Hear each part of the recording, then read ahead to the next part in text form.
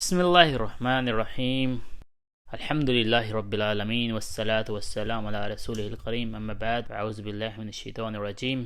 آج انشاءاللہ ہم دوبارہ تھوڑا سا اور انٹروڈکشن پڑھتے ہیں سورۃ یوسف کا، اور دیکھتے ہیں کہ اللہ تعالیٰ نے سورۃ یوسف میں حضرت یوسف علیہ السلام، ہم لاسٹ ٹائم جیسے میں نے آپ کو بتایا تھا کہ ہم کمپیئر کر رہے ہیں حضرت یوسف علیہ السلام اور حضرت موسیٰ علیہ السلام کے واقعات اور ان کی سورہ، ان دو نبیوں کا جو ذکر ہے کس انداز میں اور کتنی خوبصورت قرآن میں ان دونوں کی آرگنائزیشن ہے، اور کیسے کمپیریزن ہے دونوں نبیوں کا اور دونوں قصوں کا۔ دونوں میں اللہ تعالیٰ نے بڑے خوبصورت جو ہے دو نبی پہ جو ہیں وہ بیان کیے ہیں۔ جیسے میں نے آپ کو پہلے بتایا تھا کہ حضرت موسیٰ علیہ السلام وہ نبی ہیں جس کا قرآن مجید میں سب سے زیادہ جو ہے وہ ذکر کیا گیا ہے۔ تو انشاءاللہ ہم دوبارہ دیکھتے ہیں، ہم آج ان دونوں واقعات میں جو ہے وہ دونوں انبیاء کے والدین کے کردار پر تھوڑی سی روشنی ڈالیں گے۔ ایک طرف ہم بات کریں گے کہ یوسف علیہ السلام کے والدین میں، اور دوسری طرف ہم بات کریں گے حضرت موسیٰ علیہ السلام کے والدین کے بارے میں۔ حضرت یوسف علیہ السلام کی کہانی شروع ہوتی ہے ان کے والد سے، جبکہ حضرت موسیٰ علیہ السلام کی کہانی شروع ہوتی ہے ان کی والدہ سے۔ حضرت یوسف علیہ السلام کی شروعات میں حضرت یعقوب کو کوئی بیرونی خطرہ نہیں ہوتا، جبکہ ان کو خطرہ ان کے اپنے گھر والوں مطلب اپنے بیٹوں سے ہوتا ہے۔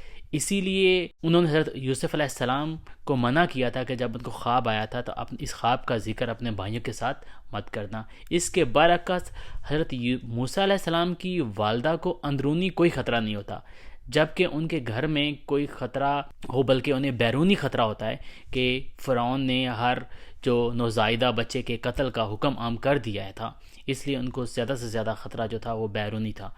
یہاں اللہ تعالیٰ ہمیں یہ سبق دینا چاہ رہے ہیں کہ کبھی کبھی آزمائش باہر سے آتی ہے جو آپ کے اختیار میں نہیں ہوتی ہے، اور کبھی آزمائش آپ کے اپنے گھر سے آتی ہے، وہ بھی آپ کے اختیار میں نہیں ہوتی ہے۔ کبھی آزمائش بہن بھائیوں کی شکل میں ہوتی ہے، کبھی ماں باپ کی شکل میں، اور کبھی اولاد کی شکل میں، کبھی عزیز و اقارب کی شکل میں۔ دونوں صورتوں میں دونوں انبیاء کے والدین اپنے بچوں کو اپنی نگرانی میں رکھنا چاہتے تھے۔ ان دونوں واقعات میں ایک چیز آپ کے علم میں آئی ہوگی کہ حضرت یوسف علیہ السلام کے واقعہ میں ان کی والدہ کا ذکر نہیں ہے، جبکہ حضرت موسیٰ علیہ السلام کے واقعہ میں ان کے والد کا ذکر نہیں ہے۔ قابل غور بات ہے۔ اس میں اللہ تعالیٰ کی حکمت یہ ہے کہ اس نے حضرت یوسف میں والد کا ذکر خاص رکھا ہے، جبکہ حضرت موسیٰ علیہ السلام کے واقعہ میں ان کی والدہ کا ذکر جو ہے وہ خاص رکھا ہے۔ اور اس طرح الگ الگ رکھنے میں حکمت یہ بھی ہے کہ بچوں کی پرورش میں ماں اور باپ کے کردار کو الگ الگ کر کے سمجھا جائے۔ آپ بات سمجھ رہے ہیں کہ ماں باپ دونوں کا اتنا کروشل اور امپورٹنٹ کردار جو ہوتا ہے اب ایک بچے کی پرورش میں، اور اللہ تعالیٰ نے ان دونوں کرداروں کے علیحدہ علیحدہ جو ہے وہ تذکرہ کر کے یہ نشاندہی کی ہے کہ اس کی کیا امپورٹنس ہے۔ ان انبیاء کے واقعات میں یہ بھی ملتا ہے کہ حضرت یوسف علیہ السلام کے والد نہیں چاہتے تھے کہ وہ حضرت یوسف کو ان کے بھائیوں کے ساتھ بھیجیں، مگر بیٹوں کے زور دینے کی وجہ سے انہوں نے بھیج دیا۔ حضرت موسیٰ علیہ السلام کا معاملہ بڑا عجیب ہے۔ کوئی ماں اپنے بچے کو پانی میں نہیں چھوڑ سکتی، یہ تو ممکنات میں سے ہی نہیں ہے، چاہے کبھی کچھ بھی ہو جائے۔ تو یہاں پر اللہ سبحانہ و تعالیٰ کو خود ان کی والدہ کے دل میں یہ بات ڈالنی پڑی کہ بچے کو ٹوکری میں ڈال کر سمندر میں بہا دیں۔ اور اس کا ذکر قرآن میں کچھ اس طرح سے ملتا ہے کہ میں اس کا ترجمہ آپ کو بیان کرتا ہوں کہ ہم نے موسیٰ علیہ السلام کی ماں کو وحی کی کہ اسے دودھ پلاتی رہے، اور وہ جب تجھے اس کی نسبت کوئی خوف خطرہ معلوم ہو تو اسے دریا میں بہا دینا، اور کوئی ڈر یا خوف یا رنج و غم نہ کرنا، ہم یقیناً اسے تیری طرف لوٹانے والے ہیں اور اسے اپنی پیغمبروں میں بنانے والے ہیں۔ کتنا خوبصورت پیغام اللہ تعالیٰ نے حضرت موسیٰ علیہ السلام کی والدہ کو دیا کہ وہ تاکہ ان کے دل سے جو بچے کو جو ہے وہ بہانے کا جو ڈر تھا، خوف تھا کہ میرا بچہ کہاں جائے گا، وہ تاکہ وہ اللہ تعالیٰ ان کو اتنی بڑی جو ہے وہ بشارت وحی میں دے رہے ہیں تاکہ ان کا حوصلہ اور بڑھے۔ ایک اور بات یہ بھی ملتی ہے کہ یوسف علیہ السلام کے والد کو جب یہ خبر ملی کہ یوسف علیہ السلام کو بھیڑیے کھا گئے، صبرن جمیل، جبکہ موسیٰ علیہ السلام کی والدہ کو اللہ تعالیٰ نے وحی کے ذریعے سے ان کی قلبی اطمینان دیا تھا، جس کی وجہ سے وہ اپنا راز رکھ سکیں، جو کہ وہ تقریباً بے نقاب کرنے والی تھی۔ ماں کے جذبات تو کنٹرول کرنا ناممکن کے قریب ہوتے ہیں، اور اللہ تعالیٰ نے جب ان سے عہد کیا، اور اس طریقے سے اللہ تعالیٰ نے عہد کر کے ان کے دل پہ قابو پایا، اور ان کو یہ تسلی دی، اور اس کو اللہ تعالیٰ نے قرآن میں اس طریقے سے نقل کیا ہے کہ موسیٰ کی والدہ کا دل بے قرار ہو گیا تھا، قریب تھیں کہ وہ اس واقعے کو بالکل ظاہر کر دیتیں اگر ہم ان کے دل کو ڈھارس نہ دیتے۔ یہ اللہ تعالیٰ بیان فرما رہے ہیں، اس لیے کہ وہ یقین کرنے والوں میں رہیں۔ تو جو حوصلہ، جو ہمت اللہ تعالیٰ نے موسیٰ علیہ السلام کو دی تھی، وہ اللہ تعالیٰ کی طرف سے دی تھی۔ عام طور پر ماں کے دل میں ایسا کرنا ناممکن کے برابر ہوتا ہے۔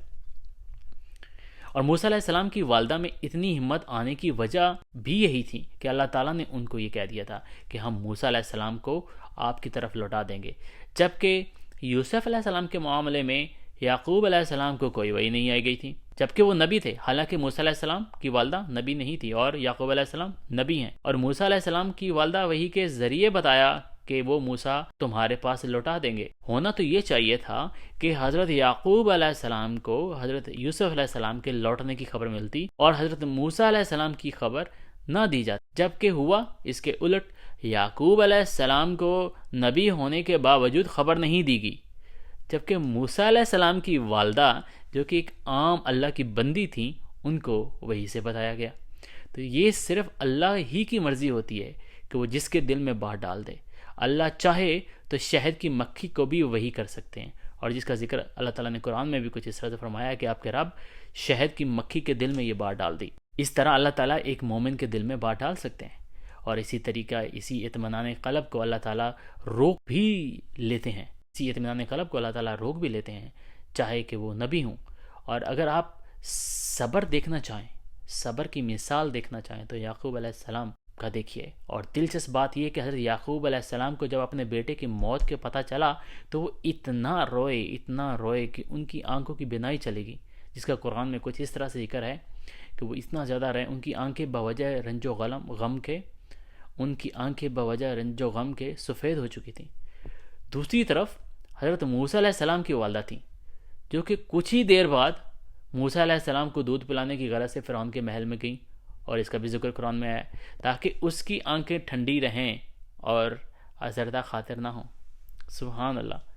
حضرت یوسف علیہ السلام کی کہانی میں حضرت یوسف کو ان کے اہل عیال کے لیے رزق کا وسیلہ بنایا گیا۔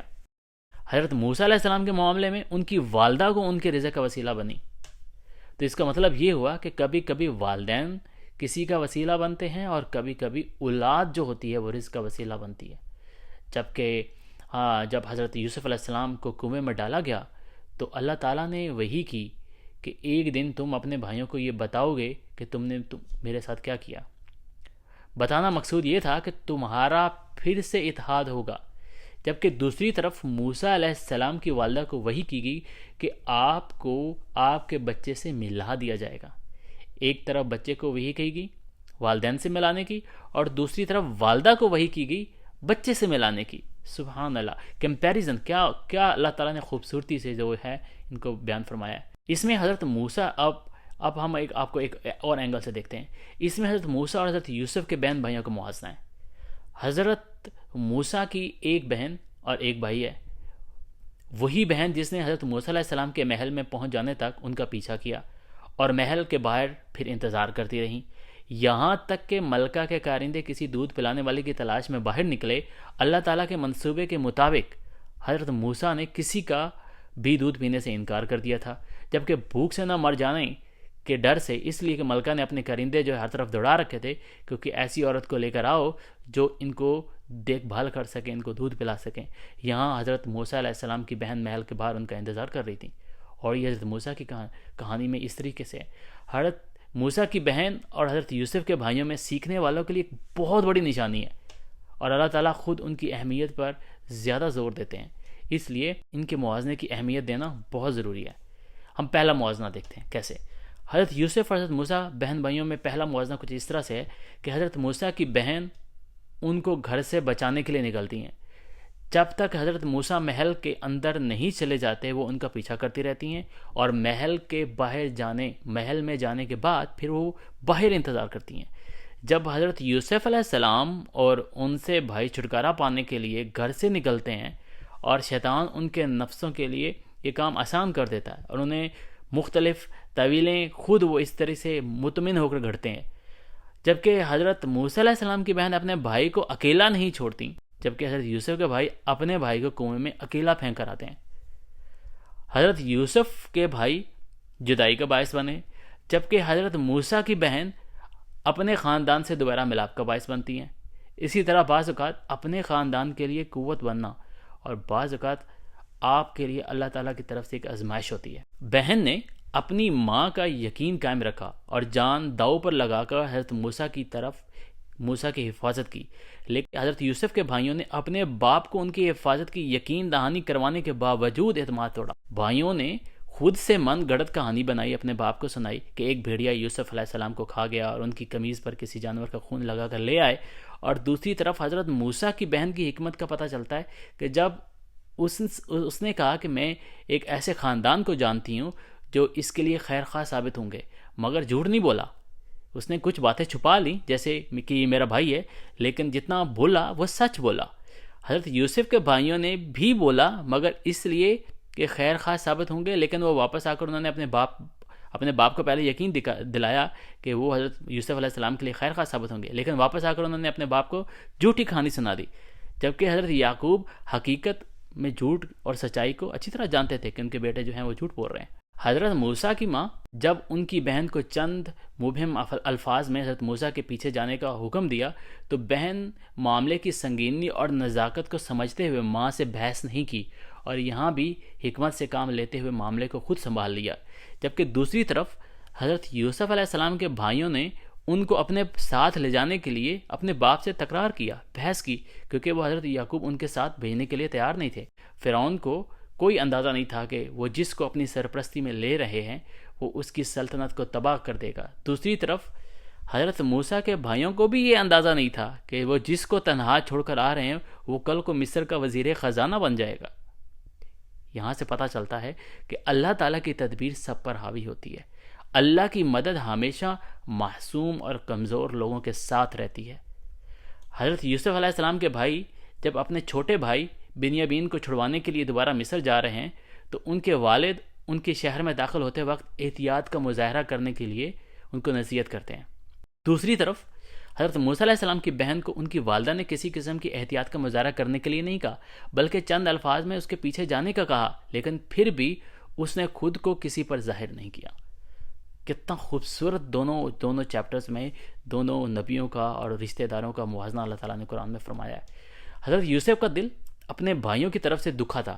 جب عرصہ کے بعد آپ کے بھائی مصر میں غلے کے لیے گئے تو وہ آپ کو پہچان نہ پائے۔ آپ نے اپنے چھوٹے بھائی کو اپنے ساتھ رکھنے کے لیے ایک خاص اسکیم کی اور اس پر ان کے بھائیوں نے پتہ ہی کیا کہا؟ ان کے بھائیوں نے کہا اگر بنیامین نے چوری کی ہے تو اس کا بھائی بھی تھا، وہ بھی چور تھا۔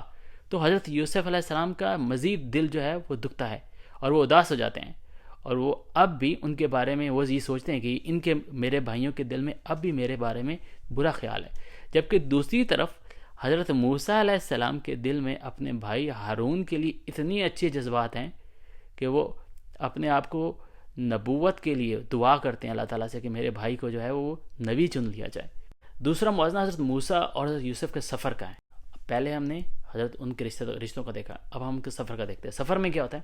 حضرت موسیٰ کا سفر گھر سے کنویں سے غلامی اور غلامی سے آخر مصر کے محل تک ہوتا ہے۔ دوسری طرف حضرت موسیٰ کا سفر ٹوکری سے شروع ہو کر آخرکار مصر کے محل تک ختم ہوتا ہے۔ ابھی ان دونوں کے سفر کے بارے میں بات کریں گے جو کہ انتہائی دلچسپ ہے۔ حضرت یوسف کو کنویں میں پھینکا گیا جبکہ حضرت موسیٰ کو ٹوکری میں ڈال کر دریا میں ڈالا گیا۔ دونوں کے ڈوبنے کا خدشہ تھا، لیکن فرق یہ تھا کہ حضرت موسیٰ کو بہتے پانی میں ڈالا گیا اور حضرت یوسف کو ساکت پانی میں ڈالا گیا۔ سبحان اللہ۔ حضرت یوسف کو پانے کے لیے کسی کو ان کے پاس آنا تھا، جبکہ حضرت موسیٰ خود کسی کے پاس جا رہے ہیں۔ عربی میں پانے کے لیے بہت سارے الفاظ استعمال ہوئے، لیکن یہاں پر لفظ اتقت آتا ہے دونوں کے لیے۔ ایک کو پانے کے لیے قافلہ اس کے پاس آیا، جبکہ موسیٰ کو ٹوکری جب خود محل کے پاس پہنچی تو فرعون اور اس کی بیوی جو ہے وہ اس کو انہوں نے پا لیا۔ حضرت یوسف اور حضرت موسیٰ دونوں کا انجام آخر شاہی محل میں ہوتا ہے۔